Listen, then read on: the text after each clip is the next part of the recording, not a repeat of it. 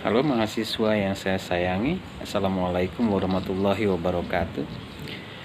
Ini Pak Alex, salah seorang pengasuh mata kuliah AEPA 1, Academic English for Public Administration.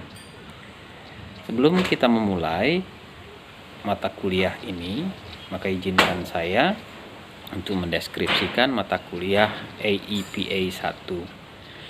Academic English for Public Administration 1 adalah bahasa Inggris yang digunakan untuk kepentingan studi administrasi publik. Mata kuliah ini penting untuk mendukung pembelajaran mahasiswa administrasi publik terhadap konsep dan praktek administrasi publik yang banyak menggunakan istilah, idiom, dan ungkapan bahasa Inggris. Di samping itu, penggunaan bahasa Inggris secara khusus dalam praktek administrasi penting untuk dikuasai mahasiswa program sarjana administrasi publik. Sehingga substansi pembelajaran dalam AEPA 1 adalah reading, writing, listening, dan speaking dengan titik tekan reading dan writing. Adapun capaian dari perkuliahan AEPA 1 adalah 1. Mahasiswa mampu menggunakan academic English terkait administrasi publik dengan cara layak, benar, pada penekanan baca dan tulis dengan penggunaan tata bahasa, ejaan, ungkapan, dan diksi yang benar. Kedua, mahasiswa diharapkan mampu menulis dokumen dasar, esai, laporan administrasi dengan menggunakan bahasa Inggris yang benar. Ketiga, mahasiswa mengerti etika penggunaan bahasa Inggris dalam praktek administrasi publik. Perkuliahan dilaksanakan sebanyak 16 kali tatap muka. Sistem perkuliahan dilakukan dengan kuliah mimbar, latihan terstruktur, dan diskusi.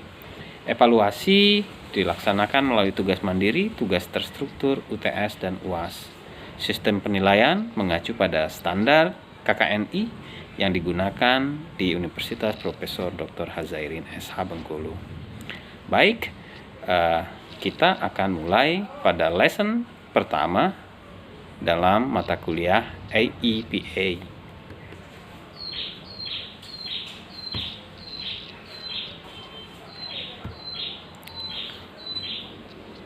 Saudara-saudari mahasiswa peserta mata kuliah AEPA 1, Lesson 1 is about public administration. So, this time I would like you to read carefully the text. It's about public administration.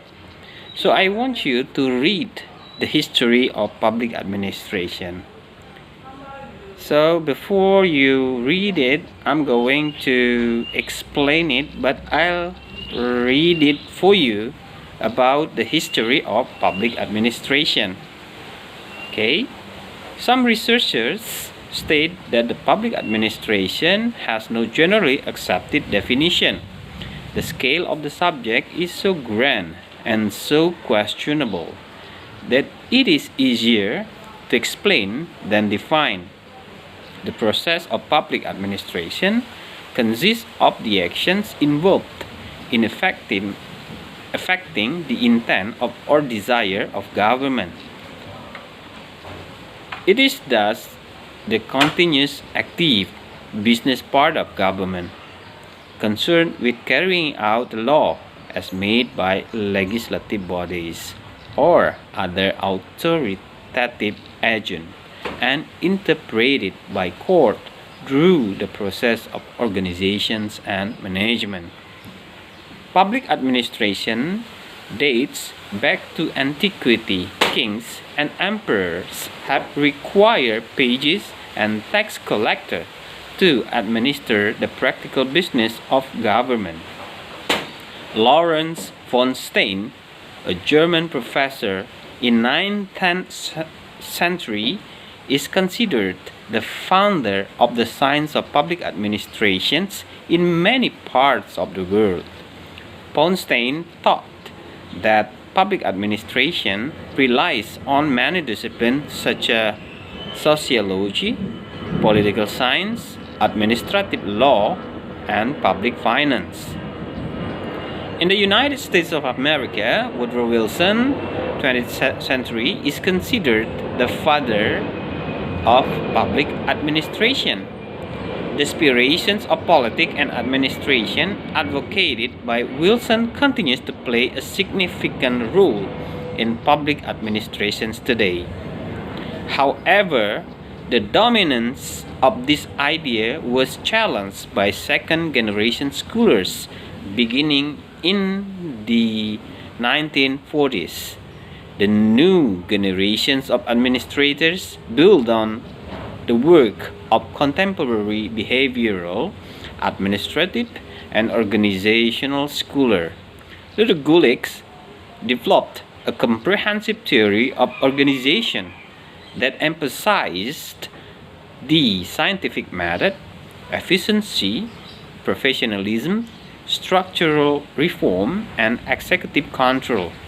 In the 19th and in 17th, the government of the U.S. came under fire as ineffective and inefficient. There was a call by citizens for efficient administrations to replace ineffective, wasteful bureaucracy. Public administrations would have to distance itself from politics. In the late 80s, the new theory, the new public management, was proposed by David Osborne and Pat Gabler. The new model advocated the use of organizational ideas and value to improve the efficiency and service orientations of the public sector. In the late 19th, Janet and Robert Denhart proposed the new public service model, the new public service. The model for governance builds up on and expands the traditional role of the public administrators, which they called old public administration, and contrasts with the new public management.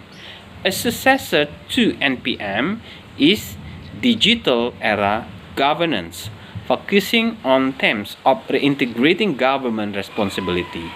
One example of this openforum.com AU, an Australian non-profit project,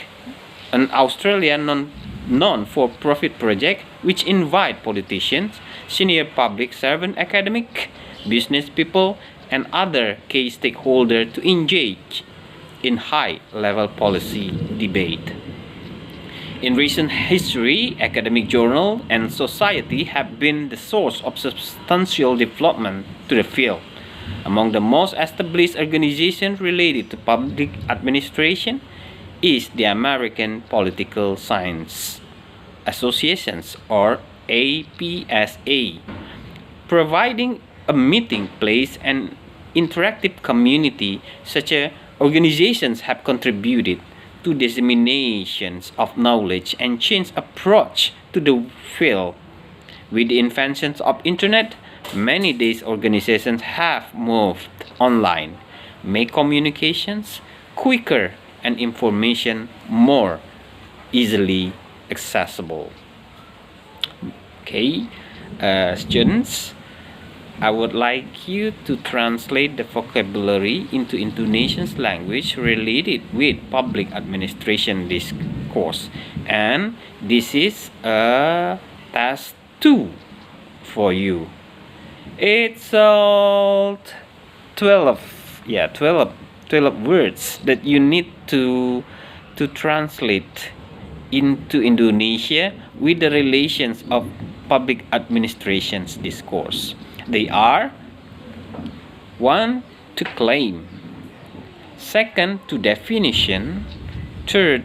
Intent, 4th. Development, 5th. Social discipline, 6. Science, 7. Contemporary, 8. Invite, 9. To establish, 10. Approach, 11. To contribute, and 12. Invention. Okay, students, task 3 is consisted 2 elements. They are you have to first assignment in task 3 is you have to answer the question. The questions are: A. In what century was public administration formed as a discipline? B. What does Luther Gulick's theory of organizations emphasize? And C. Who used NPM approach in 19th and what for? 2. The second element of this task is mark the sentence true or false, correct or false one. A. Academic journal and society made a great contributions to the science of public administration. So B. Lawrence Fonstein is the founder of science of public administration. And C. Fonstein believed that public administrations rely on administrative law and public finance. So I'm going to wait you doing this exam, these exercises, until 1 week later, and I'm going to ask you, and I ask you to collect it by sending me an email, and the email is alexanderhasim@yahoo.com. So thank you very much for all your response, your time to study together with me. Good luck and happy always. We wait you, we miss you, and have a good time. Thank you very much. Assalamualaikum warahmatullahi wabarakatuh.